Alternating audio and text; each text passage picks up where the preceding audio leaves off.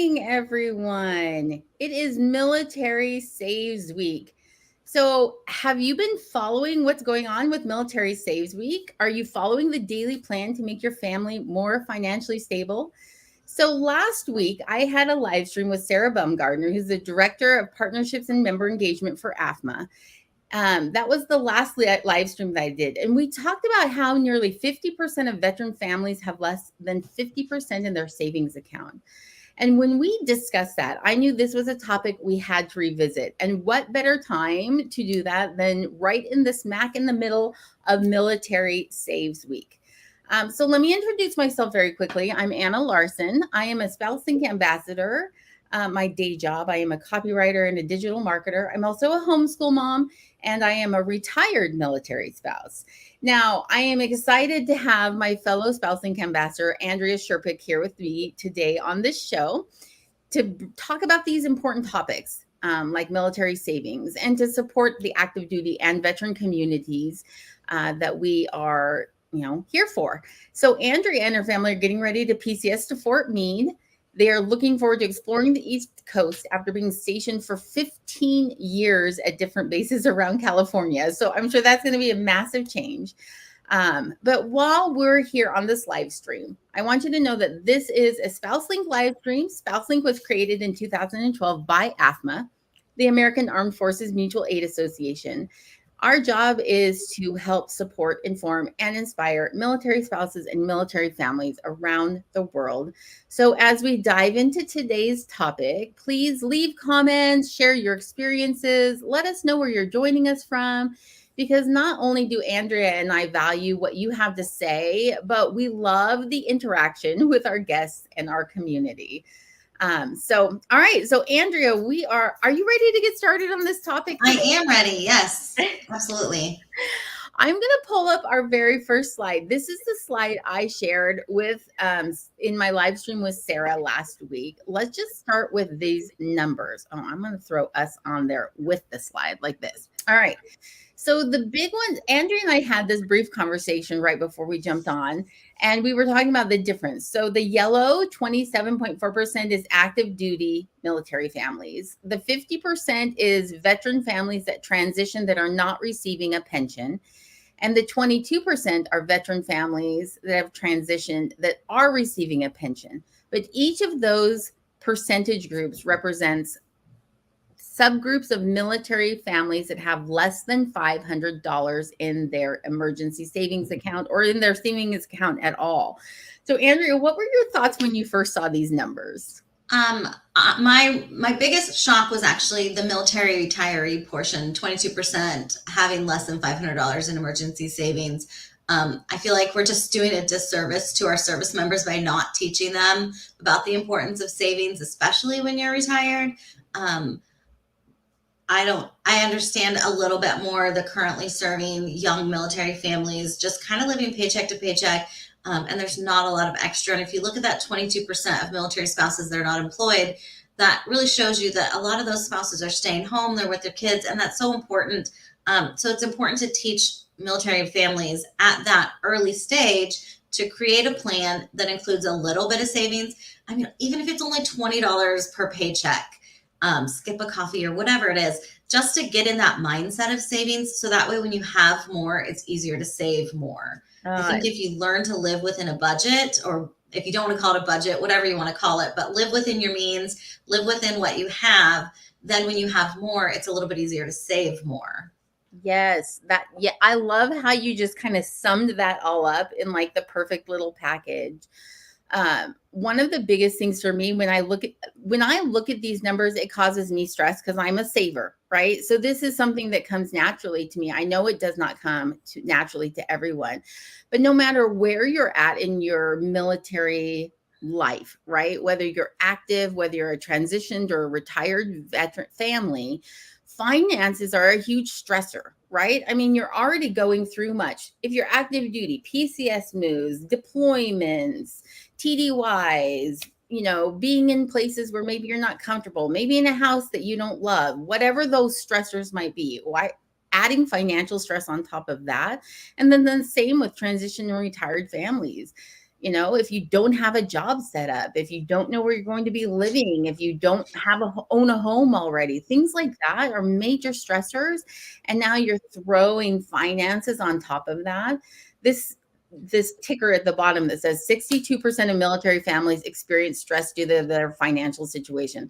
I would venture to guess that number is probably higher. Like, I think we could probably see at some point in time, 100% of military families have felt stress due to For finance, sure. right? For sure. Yeah. So, I'm not a okay. saver. I will say that. I'm not a saver naturally. It does not come naturally to me. It doesn't, I love, well, and so what we're going to do today, like, this is the great thing, right? Like, there's so many awesome resources out there. So the first thing I'm going to do is I'm going to drop in the comments right now this link to Military Saves Week. All right. So let me throw that in there and then just pop it up here.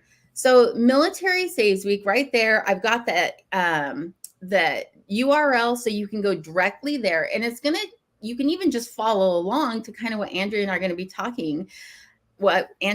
be talking about today. So there's 5 different things that Military Saves Week is really going to be pointing out over the week. And I'm excited to kind of just jump into the first one. So our very first day, I'm going to throw up that banner thing again. Set up automatic savings. So Andrea, what does this mean to you? So we have not always done this, but we do this now, which is that every pay period, we have a certain amount of money that goes into our big savings, like our life savings account. We also have smaller savings accounts, which we'll talk about a little bit later with some of the other ones that we automatically have money in. So basically, we're paying ourselves. That's how we see it. We're paying our future with this short, small amount of money now that's going to have a big payoff later on in the end. So we never see that money. It just goes straight into those accounts. Yes, and that's the perfect way to look at it, right? Like, it's just something, it's a set aside. When your paycheck is coming to you, it's automatically taken out and moved over. This can come in a lot of different forms for families, right? If you are active duty, you have your TSP. I hope everybody is maxing out their TSP, especially since right now you're getting a matching contribution of, I think, up to like 5% or 4%. I don't remember exactly what the number is. I mean, that is free money being given to military families. And if you are a military spouse and you're not working, setting aside your spousal IRA for your retirement, even if you're putting just $20 in, this is your retirement. It is only available to you if you're not working, right? This spousal IRA is, and we should be definitely taking advantage of those things. And those are like the automatic savings portals where when we need them in our 60s, right? When we hit that age frame, it's going to be there, and we're going to feel so much better about our financial situation. Okay, so one of the things I loved about this automatic savings things is this was a great time frame to get your kids involved in saving, right? So I'm going to drop this link in here. SpouseLink, one of our SpouseLink bloggers wrote an article about getting your kids involved in savings and finding out what their spending personality is. So I'm a saver, but Andrea says she's a spender. So how did this work for you as a kid, Andrea? Well, my family didn't really have any money. And so it was never like a thing to save anything. My parents didn't have a great relationship with money. It was more like we just were like surviving. But I remember when I was 16 and I got a job at a movie theater and I started getting paid, I didn't know that I should save anything. So I just spent. And that led into even in my marriage. Fortunately, I married someone who is a saver and who had a very healthy relationship with his finances. And so over the years, I've adopted a lot of his, saving skills. And we've tried to teach that to our kids as well, which has been an interesting concept. Our son just did a dog sitting job for someone and he got paid $20. So I said, okay, you can keep 10 to spend and put 10 in your savings account. And he's like, what? but I want to spend all 20. And I'm like, you don't need $20 worth of potato chips and soda. But later on, you might want to buy something when we go on vacation and you'll have that extra $10 left over. And then he was like, oh, okay. So I think it's important to start young if you have the ability, because hopefully it becomes natural and it's not a pay. It felt like a punishment to him at first, but we want to teach them it's not a punishment to save. It's actually a gift to your future self. Absolutely. Yes. Jump onto this link and go read this article about your kids' spending personality. I thought it was really adorable. So I grew up with parents who, by the age of 11 and 12-ish, I was submitting a monthly budget to them. That's what they required of me. And for me, it kind of worked the opposite, right? I am a thrifty person. Like, I don't like not having a savings account and that cushion. That causes me financial stress. So I learned to have a different kind of relationship with money, where I learned to save it and squirrel it away, which has its own set of issues, right? But that's why I loved this article, because I really felt like, if you can get to know how your kids' relationship with money is, and you can work on your own relationship with money in the process, and just create a healthier mindset where it's not a fight or flight situation, like either I have to spend it all or save it all, but to be able to understand the different values you can place in the different areas. And that's what Military Saves Week is kind of all about. So let's jump into the second one. Let me pull down banner number 1, because we're going to not talk about this anymore, and throw this up here. You want to read this one out, Andrea? Save for the unexpected. Oh, what does that mean to you? I mean, so we kind of had a conversation about how the unexpected is not always negative. And that's so true. That could be a trip you want to take. That could be braces for your kid, new tires, any number of things. It could be this week, my girlfriends and I decided we want to do a girls trip to Disneyland before we move. It's unexpected. It's not bad. It's really fun, but it's also something we needed to pay for. So, we had a fund set aside. We actually have what we call a vacation account, because we love to vacation. And so that's one of our automatic payments. We pay into our vacation account every paycheck. And so when I wanted to buy Disneyland tickets, no big deal, because that's where we had saved for our unexpected. Last month, we had to put new tires on the truck. That was also unexpected and not as fun. I love that. Okay, so very similarly, just because you retired doesn't mean the unexpected is no longer there, right? Like, we know that active duty military life is full of unexpected surprises, right? But retired life is the exact same. I mean, our air conditioning went out on our car in the last couple of weeks. So that's something that we did not plan on having to pay for. But we live in Texas, so it's not an option, right? Yeah. We have 110-degree days. So saving for the unexpected absolutely is something that we should be thinking about. Now, when we talk about the unexpected, this is your emergency savings fund, I think, is where people are is what they're kind of talking about here. And for an emergency savings fund, the goal, of course, is to have at least 3 months of living expenses squirreled away that are accessible, cash that you can pull out. That's not always feasible for military families, right? So you have to, if you're just starting out, start with a realistic goal. This might be $200 in a savings account. Or if your bank charges fees for less than $500, it's that $500 amount, right? And shooting for that smaller number and doing it in such a way where, again, you're changing your mindset and building your relationship with not with your mother. That's a whole different topic. That is a whole different topic. Money. You're changing your relationship with money. And also to recognize that there's no shame when you have to spend this money. It's there to be spent for emergencies. So honestly, that's probably the hardest thing for me is pulling money out of those accounts and spending it. I feel bad about it. So, why do you think you feel bad about it? I think because I never grew up with a savings. When I look at my account and I see that money, it makes me feel so secure. But then if I pull it out, then it's less. And, it's just a mind thing, really. Yeah. There is definitely a mindset that comes along with the savings. But this is one of the big things that Military Saves is pushing is change that mindset. There is not shame in using the money that you've put away for what you've put it away for, whether it's a positive unexpected expense like we were talking about, right? A concert ticket or a trip to visit family, or hey, this cruise just popped up that I got invited to with my besties and I'm going, right? Those positive expenses, there's no shame in deciding to treat yourself, just as much as there's no shame in deciding we have to put new tires in our car or fix our air conditioning because otherwise we're in an unsafe situation in our vehicle, right? Both are equally as important for families to consider when you're looking at saving for the unexpected. Okay, let's pop up number 3 and go to number 3. Now, that was day 1 and 2. That was Monday and Tuesday, last 2 days. Day 3 is today.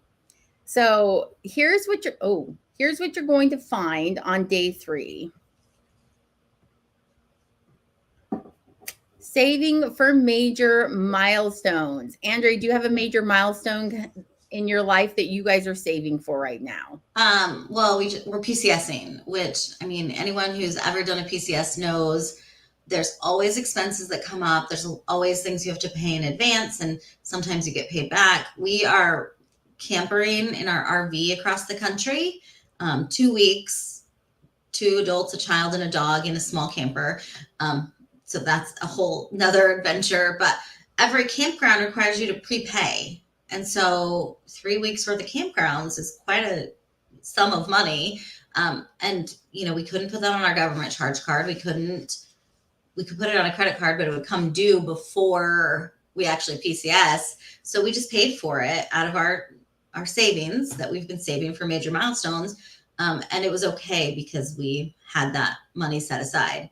And the money will come back. I have to keep reminding myself that as I pull the money out, the money will come back when we get to the other end and we turn in all our receipts. Yeah. The government will pay us back, but yes. And sometimes you're paying in advance knowing you'll get that money back, and that's awesome. And sometimes you're paying in advance knowing you might not get the money back.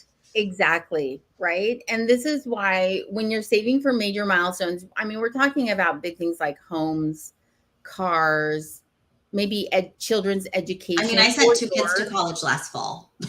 That's a perfect example. Not cheap, right? We didn't have to pay for their college, but just the process of moving 2 kids from Southern California to Utah, all the things they both need for dorms, all the the trip itself was very expensive, a week off work, all these things that go with it. And then you start paying for plane tickets for them to come home, or we went to visit them for Thanksgiving. Like, all of these are major things that are happening because we have not 1, but 2 kids in college at the same time. So it definitely we're so glad that we had started saving a long time ago, because it was not a cheap endeavor by any means. Yes, exactly. And again, this is one of those things, just like the emergency savings account, when you get to that milestone, it's okay to spend the money to utilize to do what it is that you went to achieve. Yeah. Now, that doesn't mean that emergencies aren't going to happen. And if you have to draw from this fund for emergency situations, there's also no shame in that. Like, sometimes you just have to put it on hold, take care of the here and now, and then you can work on replenishing that major milestone, right? And this is where priorities really come into play too. Like, what's the most important thing for us? A trip to Iceland, which is really high on my bucket list, but might not be as high as paying off my car, right? And really looking at, again, that, like, where are we at financially? Can we do both? What's the most present and the most important, item on that list? And you as a family get to decide that. There is no right or wrong answer necessarily. It really depends on where you're at, what your finances look like, and what your family needs in that moment. We might be having a mental health need where Iceland is the answer, or at least a family vacation. I'm just throwing that out there, right? Because that is something that you need to consider when you're looking at where are you going to spend those funds. Yeah.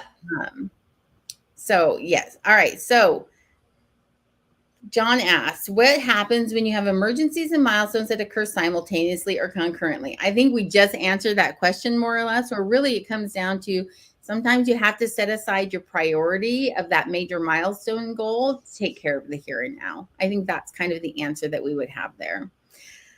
Okay, so that's today, Wednesday. If you want more information, head over to that link that I dropped for the military saves right here, the military-saves-week at militarysaves.org. And they're going to tell you all about today's major milestones, saving for major milestones, and kind of some tips and tricks that you can get from that. All right, number 4. Andrew, why don't you take this one? Paying down debt is saving. Oh, do That you is such a agree big with that? one. Yeah. What do you think about that? Do you agree?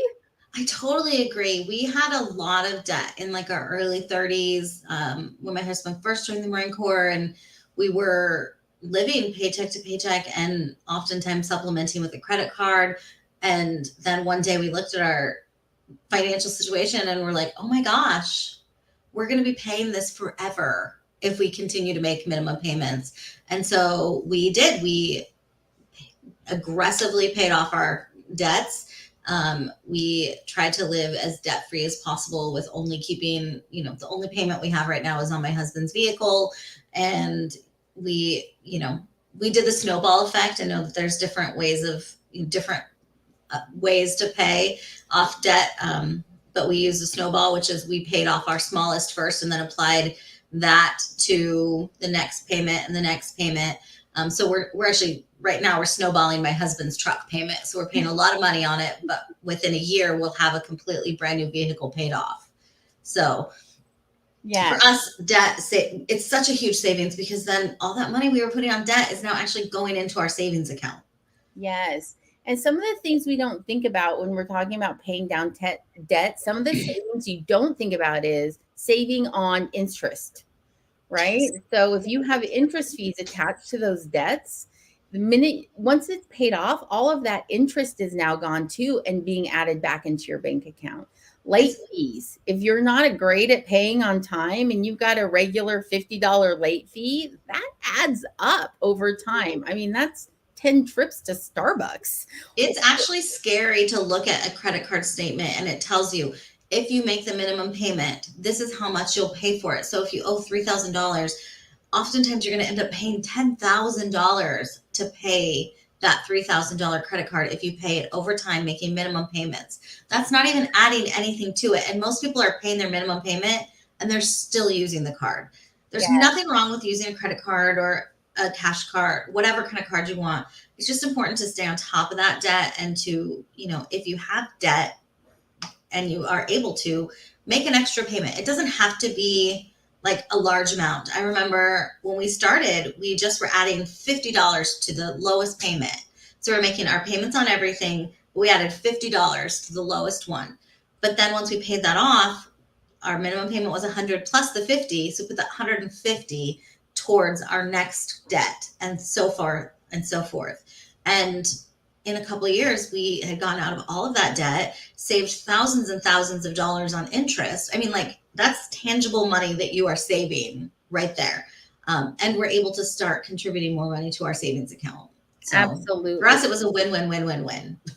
Yes. The other thing that you have to stop and think about too, when you are paying off that debt, is you're increasing your credit score. Yes. And that's a really big deal because when you do have those major milestones, like buying a house or getting a loan for a vehicle or something along those lines, your credit score plays a huge part in that.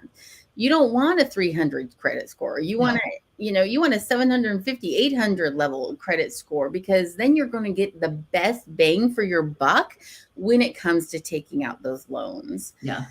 Yes. So, okay. So Andrew mentioned the snowball method. No. Yes. The snowball method.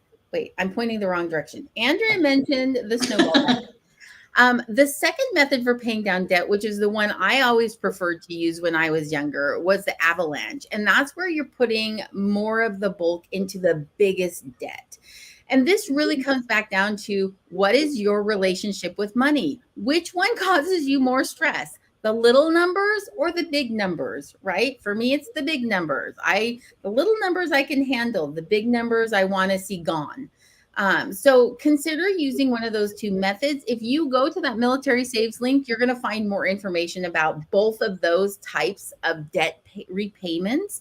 They're going to give you some tips and tricks on how you can best do that, and all of that kind of thing. So again, consider your relationship with money. Hi, Angela. Thanks for jumping in, by the way. Yeah, consider your relationship with money when you're looking at paying down debt, and do what works best for you. Again, this is 100% the right way or the wrong way. It's what works for you and your family and where your family stands. I think it's so important to be willing to have open discussions with your partner about your money. And I think that's one of the things that's really hard, is especially when you don't have very much and you don't want to be necessarily like a Debbie Downer and say like, you know, we can't really afford that.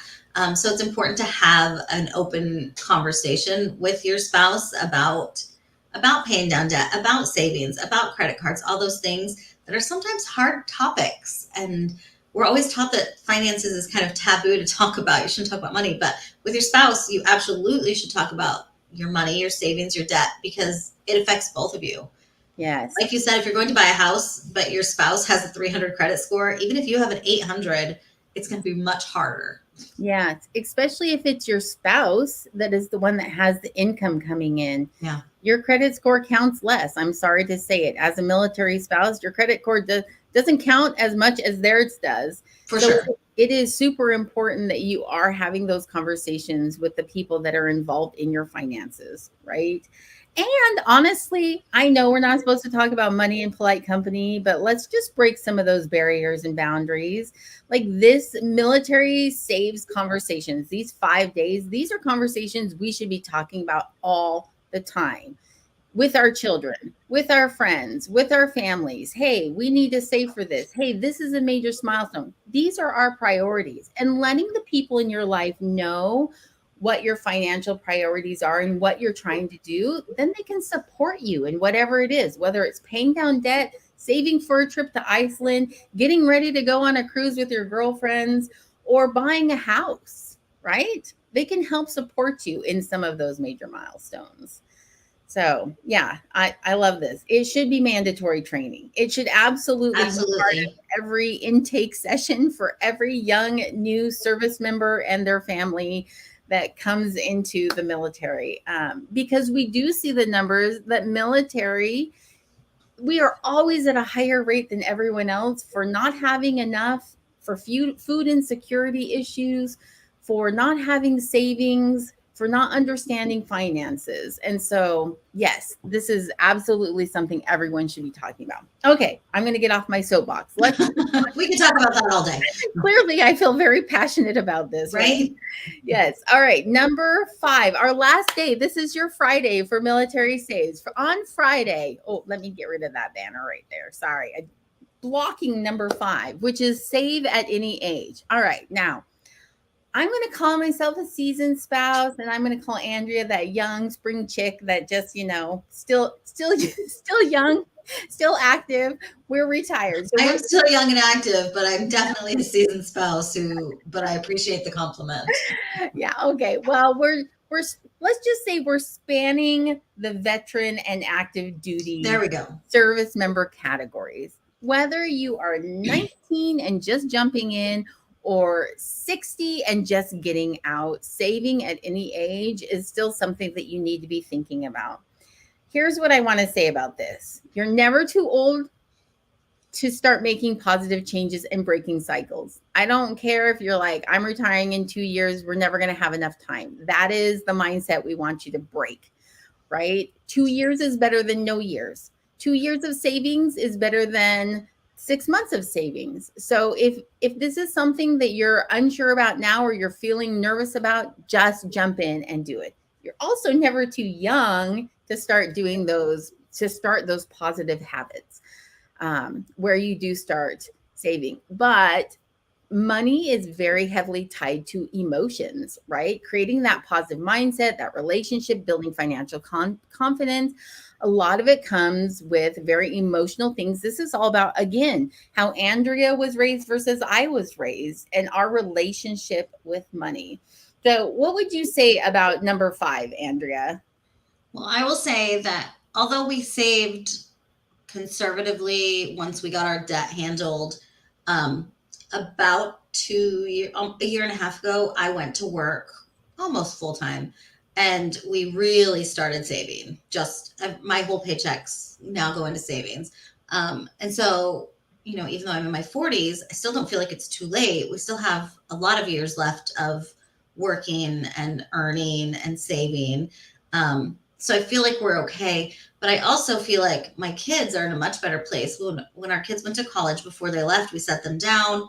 We had them make a budget for what they thought they would need as far as food, entertainment, and we made sure we included things like entertainment, because when you're in college, you want to do stuff. They go to school in Utah, they want to go skiing, they want to go hiking. Like, of course, we want them to experience those things. So we just made a budget so that they would, feel confident to do those things, but also put a little bit in savings.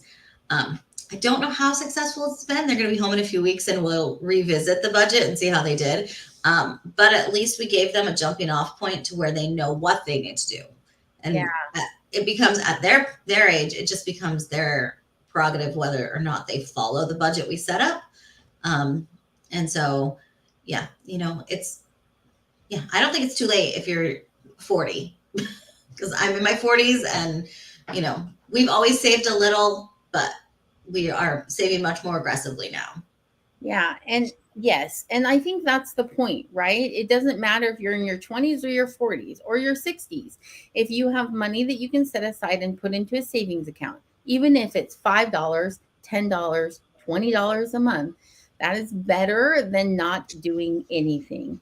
And this is, again, evaluating priorities, right? So I love that you're doing this with your children, Andrea. I think it is a huge deal that you are teaching them now. So my daughter, who is 14, and I actually posted about this on LinkedIn a couple of weeks ago, asking people, like, what advice would you give yourself if you were a teenager again? What advice would you give yourself about money, right?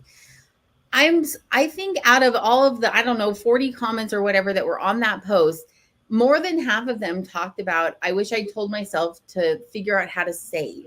Yes. To I create saw something, I saw a post like that on Facebook, and everyone's like, I wish I had told myself I didn't need that purse or that item or that thing, but I would rather have the money now in my savings account. Yes. And then just looking at that compounding financial, like looking at the compounding rates of your money growth when you're starting at 16 versus when you're starting at 40, it's like you want to beat yourself over the head and be like, Yeah. oh, so dumb at 16. I wish I had saved that $50 because it would be, $2,000 or $6,000 at this Yeah. point in my life. Now, my daughter, who's 14, is taking a personal finance class right now. And one of the things I love about this class is that her teacher, every week, she gets thrown what they call it, like a curveball. So they have to spin a wheel, and an unexpected surprise comes into their life. So she's had a baby, which she wasn't planning on, like in her personal finance. Right, of course. So now it changes her budget, right? She's got to spend money she wasn't expecting. She had to help her brother pay off his car, otherwise he was going to lose it. There are these things that happen in our lives, right? And I loved, though, that in this personal finance class that she's currently taking, that these were addressed. These moments that when we're not always expecting or we're not always prepared for, but that when you have that healthy relationship with money, when you are thinking about it, when you are starting young, you can kind of navigate through a little bit more effectively, and then be there to support the people that you love, or have them be there to support you. And that's just such a huge deal. And then it drops your stress level, really, you know? So, okay, so I dropped into the comments again one more SpouseLink article I would love everybody to go and read. 7 ways to hide money from yourself, right? Like, if you are not a saver, these are 7 ways for you to start doing this. And so when it's out of sight, out of mind. You don't have to think about it anymore. You're just doing it automatically, and it becomes less of a stress for you. So, okay, now because we are SpouseLink, we want to invite everyone, drop that QR code or scan that QR code with your phone and drop your email address in there. We do quarterly emails from SpouseLink that give you so much information on just all things military. Like, Andrea, what's some of your favorite things that come out of SpouseLink?